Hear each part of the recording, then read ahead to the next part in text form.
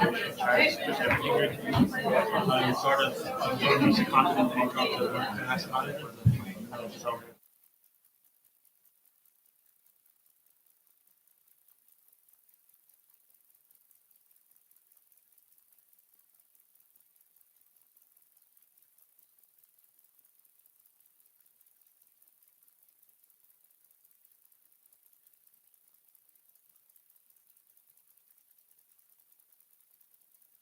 The fourth industrial revolution gave us artificial intelligence. Agus oscail go leir deisina. Se pose des questions fondamentales. Wat gebeurt er nadat alle banen verdwenen zijn? Muže umělá inteligence chybovat? Nos estamos dirigiendo hacia singularity. Hur håller vi AI säkert? Imparcial și neutru. E lontano dai geni demoniaci. Our quest for knowledge begins here.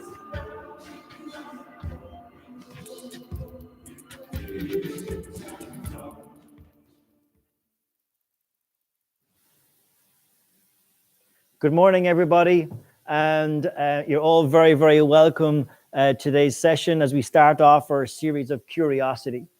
Okay, so first of all, actually, welcome to everybody who's attending the live stream today. So it's not just happening in Dublin. We are launching this series of Curiosity across 6 different hubs, 6 different cities, obviously, and we're covering one topic each month for the next 6 months. Okay, so again, you're all very, very welcome. So why are we here? We're here for a quest for knowledge. And that knowledge is around what's happening around the tech trends right now. Okay? It's really, really important that we show you what's happening around technology and the trends within tech. Okay, so what's cool about this Curiosity series is it's not about an Oracle-centric view. It's about what's happening in the industry, which I think is really cool. Okay, now, here's the thing. We are covering the topic of AI today. So why are we covering AI from Dublin? Well, what's very interesting is just last week, Forbes wrote an article and they called Dublin the island of AI, which I thought was pretty cool. And that's basically because there's so many AI startups in Dublin. So AI, or artificial intelligence, hardly a day goes by that we don't hear about it. It's popping up everywhere, in business, in the medical field, at home, in transportation. So the AI revolution is here. It's here for sure. Now we have a fantastic guest speaker today, Claire Dillon, who's going to talk us through maybe some things around AI and maybe some things around the ethics of AI. But before we go to Claire, as we said, we're here in Dublin. We're live streaming this across 6 different cities. So we want to give you a taste of maybe something that means something very important to us in Dublin and Ireland, which is music. And it's very close to our culture. So Brenda, if you'd like to showcase some of the Irish culture to us this morning, that would be great.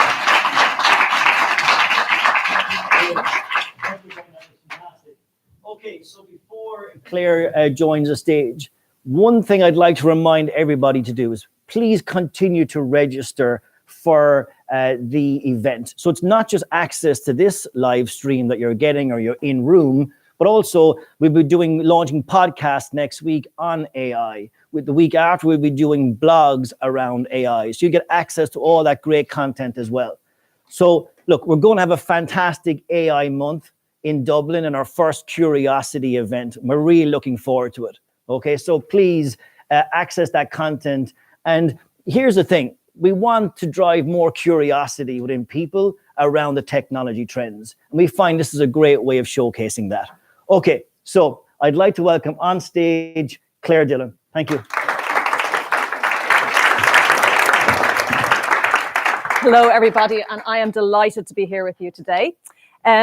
My name is Claire Dillon, as was said, and I suppose I've had over 20 years experience in the technology industry. Up until about a year ago, I worked in Microsoft Ireland. I was part of the leadership team there, and I headed up a group called the Developer Experience Group. And so for the vast majority of my career, I've been involved in working with technologists about the latest, greatest things in technology. And I think you can all agree, being in the technology industry, that the last few years has been incredibly exciting for the technology industry. I mean, if you look at the scope and the scale and the pace of innovation that's happened over the last number of years, it's been absolutely incredible.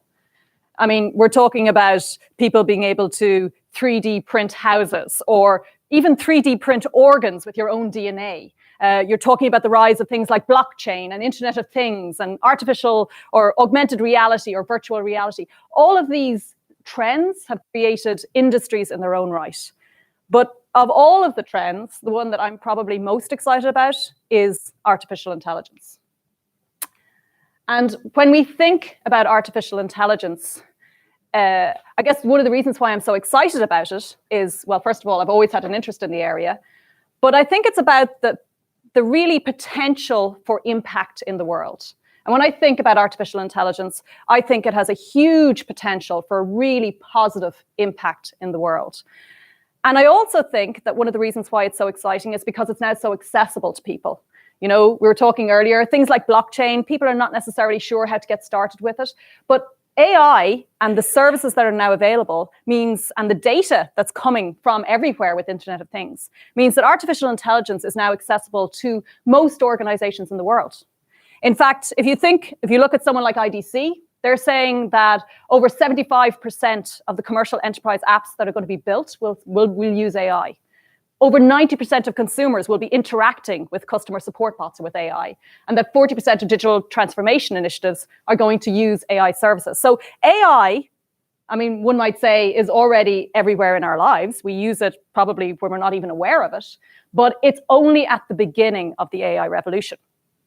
Now, there are some people, some big names and some big brains, like the late, great Stephen Hawking, who are actually raising some concerns about artificial intelligence. Some quite dramatic concerns, one might say, the end of the human race. And I think it is important to call out the fact that many times folks like Stephen Hawking who are raising these concerns are generally talking about artificial general intelligence or general artificial intelligence, which is far beyond what we have today. Now, I think it is right for people to raise concerns about the ethical issues that are emerging and to, I suppose, grab the attention of politicians and regulators the world over to actually look at some of those issues. But I also think that perhaps it kind of takes the conversation away from the great potential in the world for AI. I'm from the other side of the camp. I really do believe that AI has the potential, excuse me, to address some of the major questions that we are grappling with as a race. I mean, if you look at things like climate change, if you look at things like food poverty and water shortages, if you look at things like war and cyber crime, all of these things are emerging as huge threats to our society and us as individuals. And to be honest, we're kind of grappling with solving those problems, right? I mean, we're meant to be doubling our food output by 2050 to cope with the population increases around the world. And yet we have climate change issues and water shortages. So how are we going to do that without something like AI? And AI, of course, is being used in businesses across the board, everything from, recommendation engines and marketing to HR to help, I suppose, make the processes fairer and more scalable, to finance in terms of getting more accurate, everything, every possible function in business, people are looking at how AI can help it. And in our lives, people are thinking about how AI can help people with disabilities, how they can help people see the world around them in a way that's scalable and can be used by many people all over the world. All of these things are so important, and I believe really make AI a great hope for how we can actually solve some of these world's biggest problems. But coming from the technology world, and when I was working with people using AI, I began to realize that some AI applications are better than others, right? Some of them are really great, do amazing things in the world. But there are some AI applications where you have to kind of start thinking about the fact that maybe they're not doing everything they should, or they're being used in unintended ways.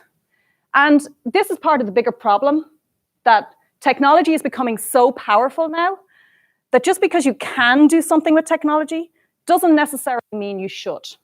So I started looking about a year ago into this idea of how do you increase AI art, or accountability, responsibility, and transparency in AI, because these are some of the areas where we want to actually think about making better AI applications for the world and making AI a good force in the world.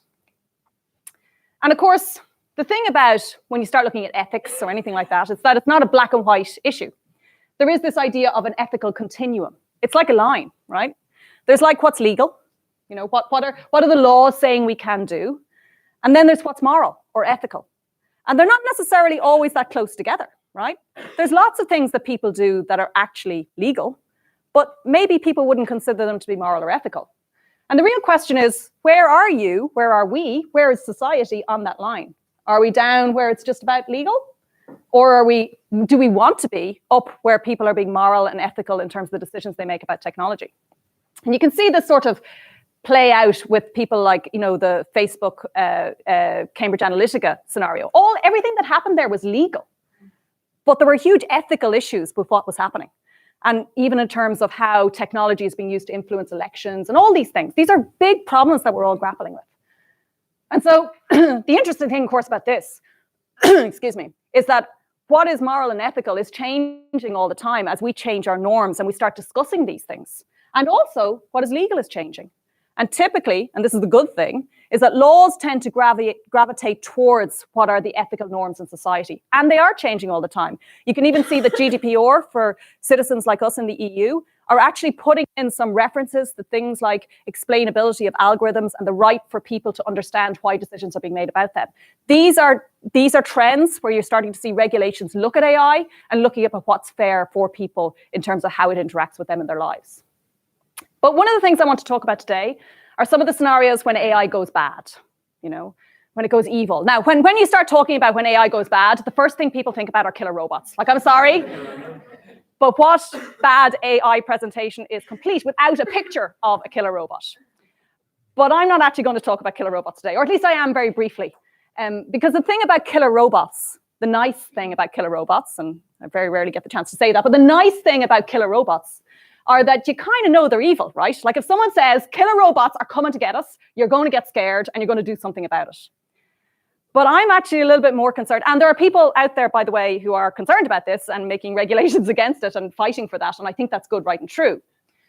But it kind of, again, distracts us from maybe some of the other areas where AI might be going bad, which may have a more immediate negative direct impact on us.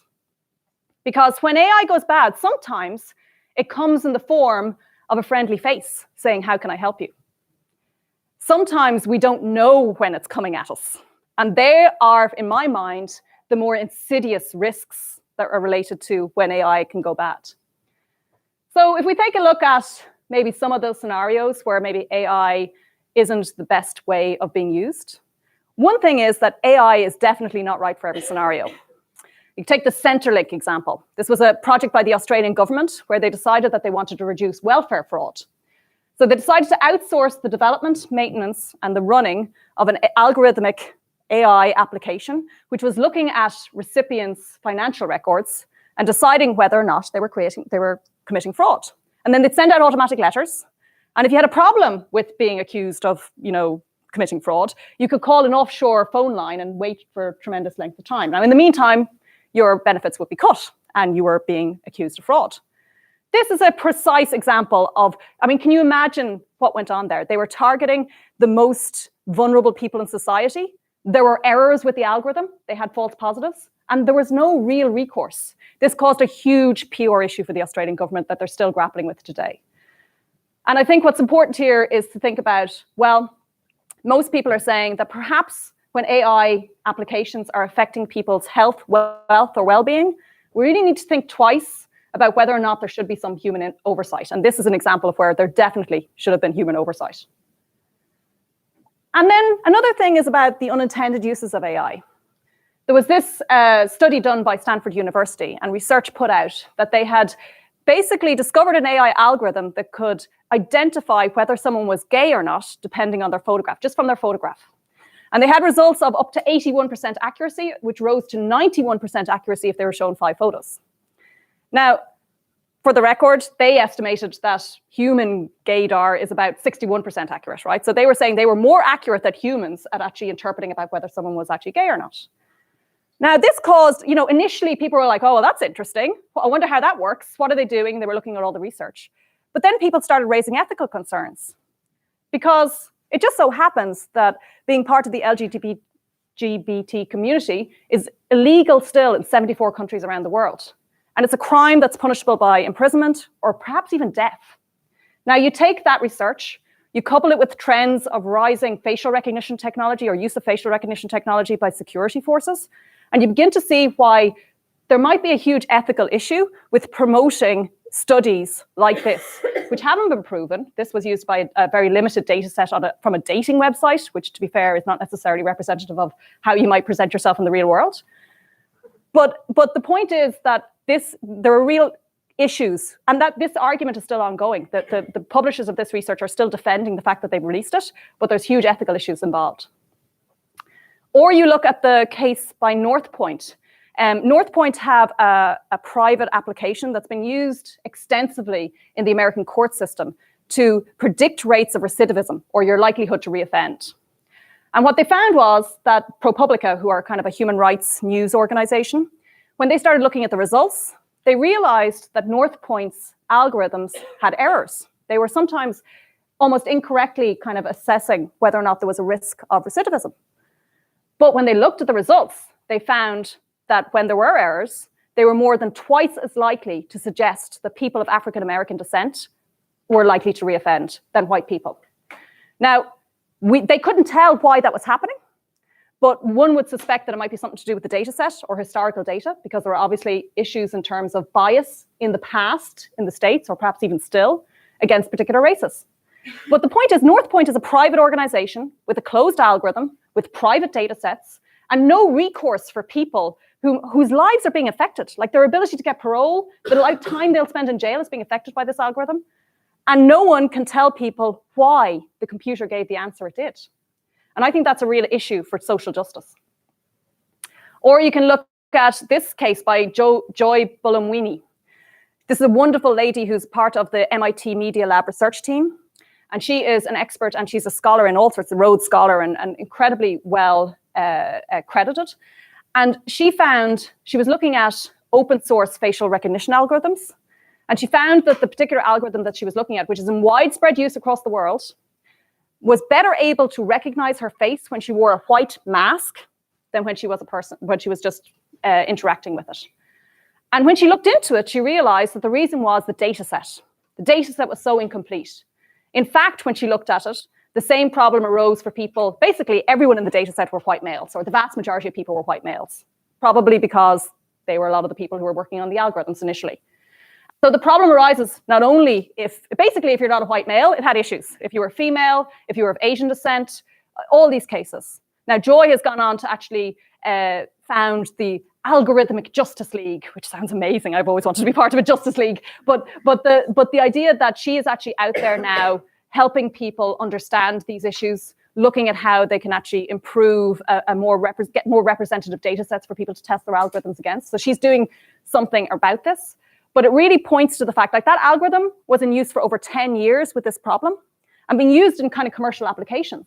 So you have to wonder then what kind of problems are manifesting themselves that people don't even realize may be as part of the root cause of the actual algorithm. Or, for example, many of the actual translation algorithms that we all use, well, I use pretty regularly. My daughter goes to an Irish school. I have to use Google Translate quite a bit to try and understand the letters home. But anyway, it turns out that many of these translation algorithms are actually, when you take a sentence like, for example, she is a doctor, he is a nurse, right? Something with a gender-specific thing like that. And you translate them into a language that may have gender-neutral pronouns, like I think Turkish or Romanian. They don't necessarily, it's not like he is a doctor, she is a nurse, and then you translate them back into English. They were actually switching the genders. So they were saying, he is a nurse, she is a doctor, translated to Turkish, translated back again, would switch to she is a nurse, he is a doctor. Because what had happened was that the programmers of the algorithm had decided that they would just look in general at the internet and see what was the most commonly used pronoun with that noun. And so all our historical gender biases are wrapped up into these algorithms that we're using every day. Now, I tried this last night. This was from, I think, about a year ago. And it turns out that they had fixed it one way. Like, I think it was that, I think it was she is a doctor, but he was still a nurse. Oh no, the other way around. One of them, that he is a nurse, got wrong, so it just turned it into she is a nurse. So that's still a problem today. And I know that every one of the big folks that have translation engines are working hard to fix it, but it is an issue with the core underlying decision about how that algorithm works. And it's something we should all be aware of, that when we're thinking about AI, most of the time, it's learning about the past. And I think we can all agree that our past as a human race has been less than perfect when it comes to ethics. Or this example, this is Bobby. Bobby was using Alexa. Alexa is a marvelous tool, but Bobby is a 3-year-old. And it turned out that voice recognition for children is a very different problem than voice recognition for adults. And I can't show you this video because Bobby asks Alexa to play his favorite song, Digga Digga. Alexa decided to respond with language that was so offensive and vulgar that we couldn't play it for you today. So the point here is that I think, you have to think about people's responsibility to think about the real life use cases of technology, and you really have to test for it. They obviously hadn't tested for Bobby's request for Digga Digga. And I'm kind of thinking that, we should all be aware of the awkward conversations that these may cause around the dinner table if that kind of technology is let loose in our homes, which it is. Or, of course, one of the most famous ones is Microsoft's Tay chatbot, which some of you may have heard of. Tay was a millennial chatbot that was out there learning about the world, learning about what's best about the world, and going to respond to millennials in their language. It was like a great chatbot experiment.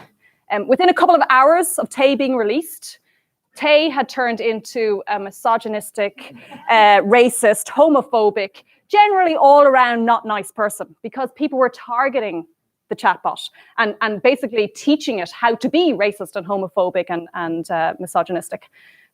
Microsoft had to pull it. It was a huge PR scandal for them.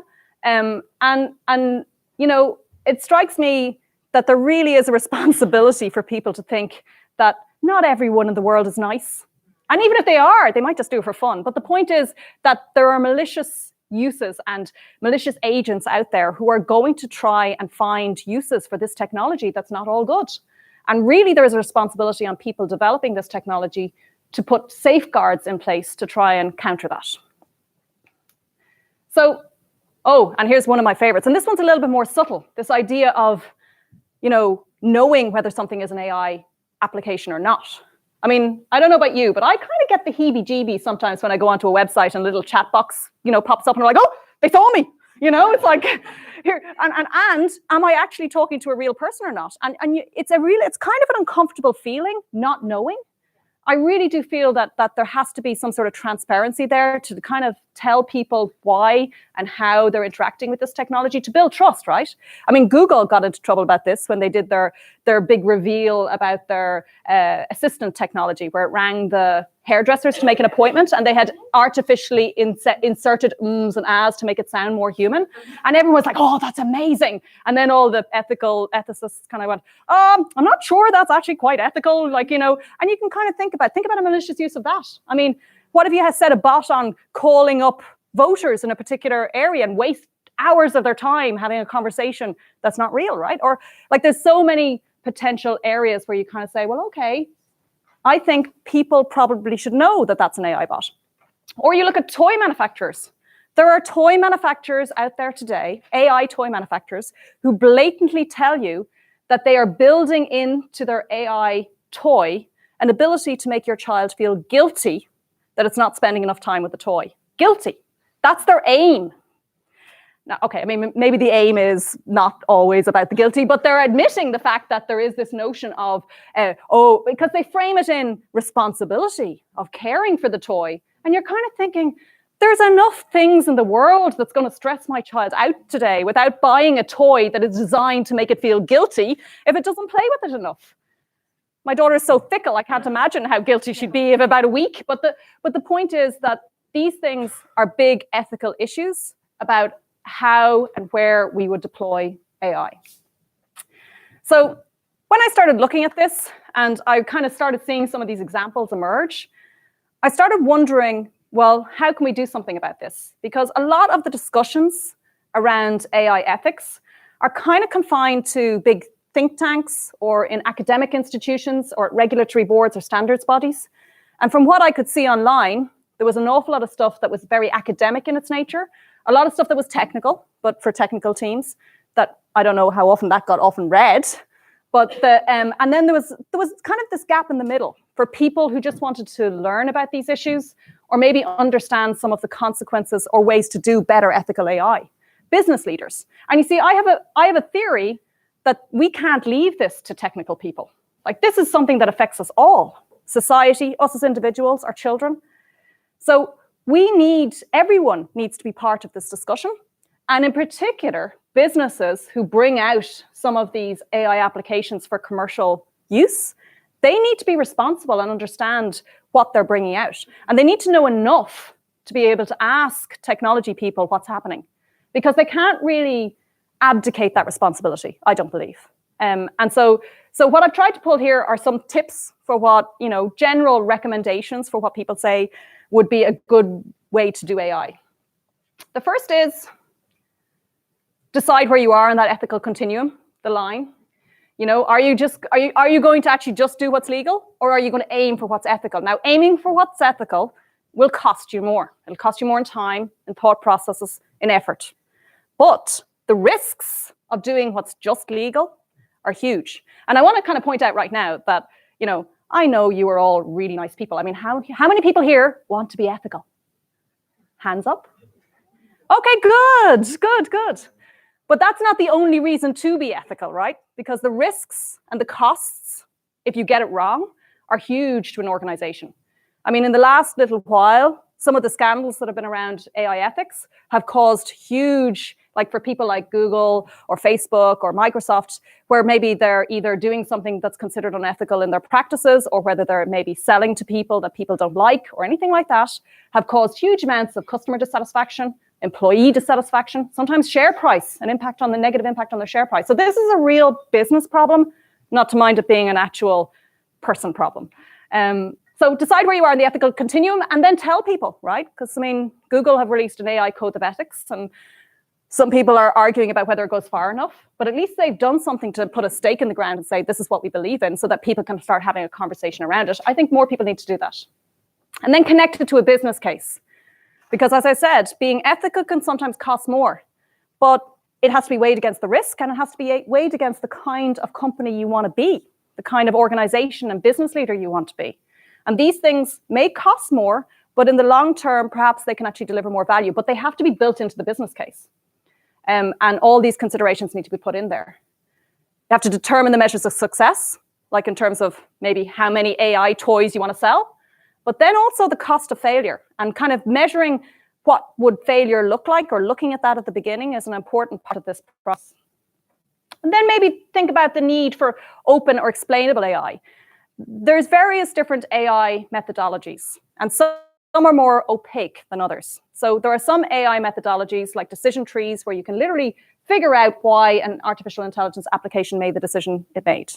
There are others like deep neural nets where people are a little bit fuzzier about that. They're looking at it going, well, we fed it this data and it kind of went away and did its own thing, and now it's given us an answer, but we don't know why.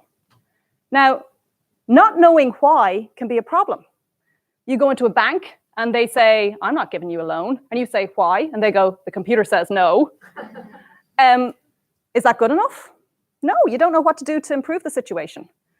Imagine a world where our entire lives are ruled by applications which can't tell us why certain decisions are being made about our lives. That would be a bad thing. So there's a growing interest in this area for open or explainable AI, which is a model by which AI algorithms are you're able to interpret what's happening if you're a data scientist, and also that the algorithm may even be explainable in that it could actually give a real language answer about why something is happening. If you're interested in this, there's a great paper by PwC UK, which gives a really good business overview of explainable AI.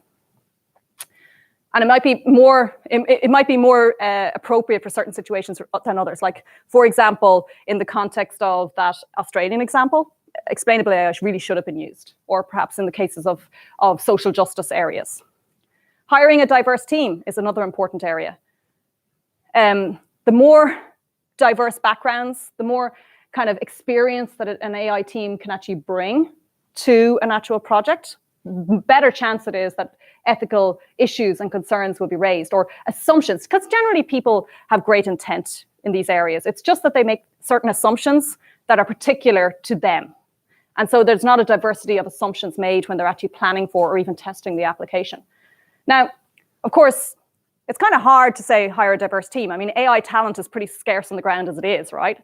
And if you end up with a team of white, male, middle-class developers and data scientists, you're not atypical, right? Because there are so few people and there's so little diversity in that field, which is unfortunate and another problem that needs to be solved. But there are other ways to do it, right? There's ways of bringing in people with different experiences, maybe some people from social science backgrounds, economist backgrounds, ethicists backgrounds, and people are now exploring that and experimenting. Or there's just ways to inject diverse opinions, like maybe getting the developers out of their development environment and getting them to talk to real people a bit more. There are practices around this, so these are things that people need to think about in terms of injecting diversity in. Educating, not just in terms of technical education around AI, because this field is moving fast, but giving time people to actually think about ethical frameworks and guidelines around this. But it's the time that that just introduces a cost, right, back to the business case. You have to cost in the idea of giving time, not just to get to the result as quickly as possible, but to actually make it a good result. Then build a risk mitigation plan. You need to think about, well, what will happen if this does go wrong? If my measures of failure come true, and this is a PR nightmare, or even just doesn't work as I expected it would, what will I do? Will I be transparent about it? How will I notify people? All these things have to actually be built into your plan. And then track your data sets. So now in AI, a lot of people focus on the algorithms, but oftentimes it's the data sets that are more important and more influential in the context of introducing bias.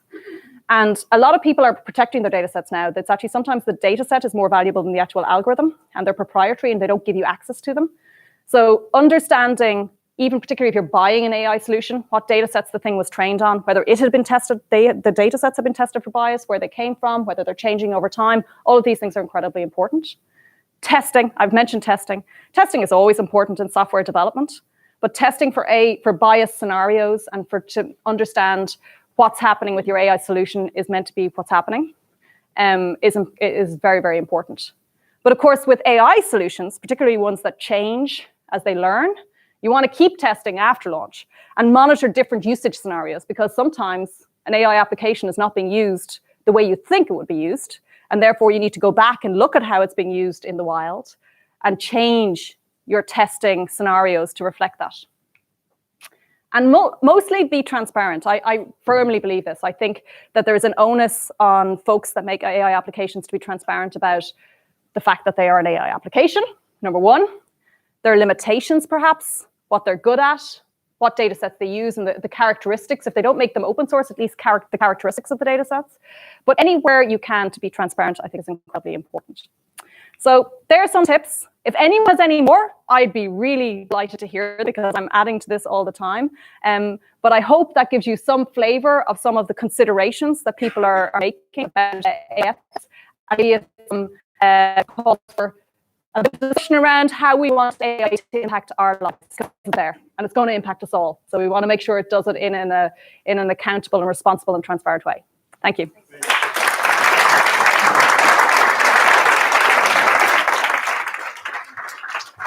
Okay, thank you, Claire. It's fantastic. Just before we go to any Q&A in the room, Arthur, I understand there's none coming online, but if anything online does come in, fantastic. But before anything comes from the room, just a quick spoiler alert, right? So we will be launching podcast next week, again on this topic. Please have the curiosity to take a look. And secondly, obviously, the blog. By the way, another spoiler, I did the podcast yesterday. It was fascinating. It was an academic, let's just say professor versus maybe a commercially orientated person. And having that debate was really, really cool. Okay. So for Claire, because I think this is important, I don't think the question should come to me. Right? Any questions coming from the room around what we've discussed already? Yes, Rebecca. So Claire, thanks very much. You mentioned Claire, go ahead. around the different areas that AI is playing a big impact. But for you, what's the most exciting area right now? Now, this may be a personal thing, but for me, I think the way AI is being used around wellness and things like that is a very interesting area, because I think that, I mean, we all know that things like mental health has perhaps been not necessarily given as much as attention as it needed to be. But the problem is, of course, that providing mental health services can be quite expensive. And so finding the resources to do that can be quite hard, right?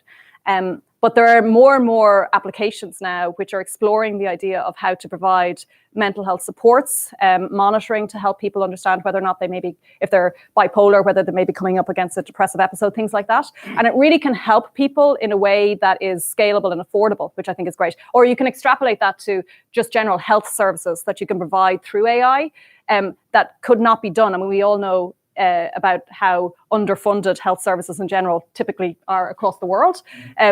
Think about the number of people who don't have any access to any healthcare and how AI could actually make a difference in their lives, like real difference to their health. So I think for me, they're the most interesting areas. Okay. Yeah, first, thank you very much. It was a really nice point of view about AI. And like my question is about, like explainable AI, because I read a little bit about that.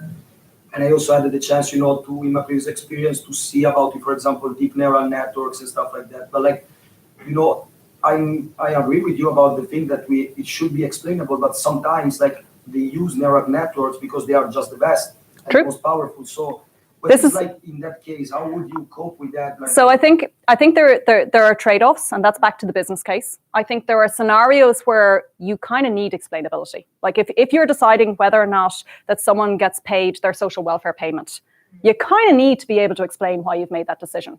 It's unfair not to. There's a human right, I think, that we have that should suggest that we aren't subject to a flaw in an algorithm somewhere. Or at least that there's accountability, because who do you sue in the case of a deep neural net making a bad decision? But there are, in that paper I described for PwC, they talk about 6 criteria that you can assess whether or not the need for explainability, and they talk about things like the impact of the decision, like that, or the number of times the decision is made. Like if it's a once a year decision, maybe you can have it not explainable because it's not so much risk involved. Or the revenue involved, or the regulation that might prevent you from using it. But there are trade-offs, not only in terms of the performance of the actual algorithm from a performance perspective, but also in terms of the risk. And I think that needs to be evaluated in each case. Because if you're doing a recommendation engine on an e-commerce site, I'm kind of okay. I mean, I'm a bit annoyed, but I'm kind of okay if they give me a wrong recommendation, right? Go ahead, go wild with your deep neural nets. I don't need to be explaining why that happened, but in other cases I would. Okay. Any final question from the? Yeah, go ahead, sir. So you mentioned the fact that in terms of being moral and being legal, is one of the dangers that usage shapes morality, and by the time something is widely used, it is reorientated what we regard as being moral, and it becomes impossible to actually legally explain. So I think there are two separate questions. I think any innovation wave that has happened has reshaped our idea of what's moral and ethical. I mean, if you even look at the use of social media and how people treat their privacy and what they consider to be necessary private areas, that's been reshaped even in the last number of years. So I think we evolve as a society in that respect anyway. I don't think we can prevent that. I think this debate about what is moral and what is ethical needs to be a continuous thing because it's different in different contexts based on what's considered the norm. Whether or not the law can catch up with that is a different question. I think that in the past it has, right? I mean, you look at the idea of cars, right? When cars came out, it was a free-for-all. People didn't have rules of the road, you know? We certainly didn't have seatbelts, right? So law caught up with that over time because it started to see things going wrong and society decided they needed to do something about it. That's the way the law should work. It should evolve over time. Whether or not it can catch up, I have hope it can. You look at things like the explosion of nuclear weapons, for example, right? That came and then regulation caught up with it afterwards. The impact of nuclear weapons can be so devastating, or nuclear technology in terms of nuclear energy could be so positive, but regulation had to catch up with that. And I would hope that it will do the same here. I think it takes people to get involved though. And I think it takes people to start discussing this and what they want in their lives. And the more people are aware of that, then the more it becomes an issue. But I'll tell you what, if your welfare payment starts getting cut because some AI algorithm decides it, it'll certainly become a political issue sooner rather than later. Okay, we'll take, you have one last question? Just in your findings, are you finding any particular industry embracing AI technology? Every industry is embracing AI technology. I mean, if you look at any of the maps of AI technology, it's just exploding. So not only industries, but like functions within industry. And some are more, I suppose, are marching further faster. So I think retail, I believe, are estimated to be spending the most on this in the next while, probably through recommendation engines and things like that, probably because there's low risk involved. But the transport industry, for example, if you think about the autonomous vehicles, all that sort of thing.